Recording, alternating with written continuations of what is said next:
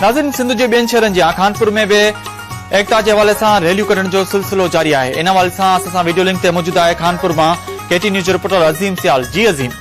नाज़रीन, कावश केटीअ जो ऐलान बेड़ा वसंदा वरी खुशहाल थींदी सिंध जे सिरेट खानपुर मां जे सिंधू चौक तां हिकिड़ी शानदार रैली निकिती है।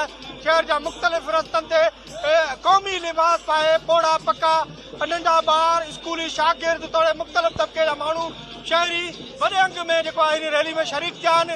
रैली शहर जे मुख़्तलिफ़ चौकनि खां थींदी हिन वक़्तु प्रेस क्लब चौक खां पेनगुली चौक ते पहुती है, जिते मुख्य तकरीब जारी है। उते मुख़्तलिफ़ क़ौमी फनकार जेके आहिनि उहे फन जो मुज़ाहिरा कंदा ऐं स्कूली शागिर्द जेके आहिनि उहे टेबलो वग़ैरह खाका पेश कंदा। जी, असां कावश केटियुनि जा थोरेता आहियूं जिन्हनि असांखे जेको आहे एकता जो जेको आहे ॿुधाए ऐं सिंधी जा जेको आहे मुतहद थी असां सिंधी जेको आहे पाण में ॿाहिरि आहियूं ऐं इहो हिकु सचो सबूत आहे। असां कावश केटियुनि खे जस ॾियूं था जिन्हनि असांखे जेको आहे सिंधी खे मुतहद करे हिकु जॻह ते जेको आहे जमा करे अॼु असां खानपुर मार में सभई तादाद में कॾहिं नंढा ॿार हुजनि ऐं शहर मां बारेली मां सभु माण्हू गॾु थी असां ईद वांगुरु महसूसु कयूं था। जीअं अॼु इहा असांजी ईद आहे।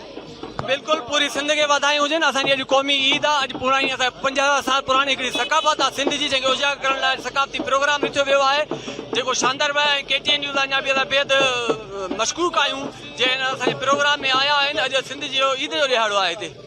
असां लॻतो रहंदा आहियूं केटीएन वारनि जा ऐं टीवी वारनि जा ऐं असां अली काज़ी जा जेके मीडिया वारा ॻाल्हाइनि पिया असां उन्हनि जा लॻतो रहंदा आहियूं। वॾी महिरबानी, असांखे हर साल इहा ख़ुशी थींदी आहे त असां सिंध जो ॾिहाड़ो जोश जज़्बे संभालींदासीं। जीए सिंध जीए लतीफ़ साईं। मुख्य तकरीब हिन वक़्तु पंजगुली चौक ते जारी आहे, जंहिंमें मुख़्तलिफ़ फनकार फन जो मुज़ाहिरो करे आहिनि।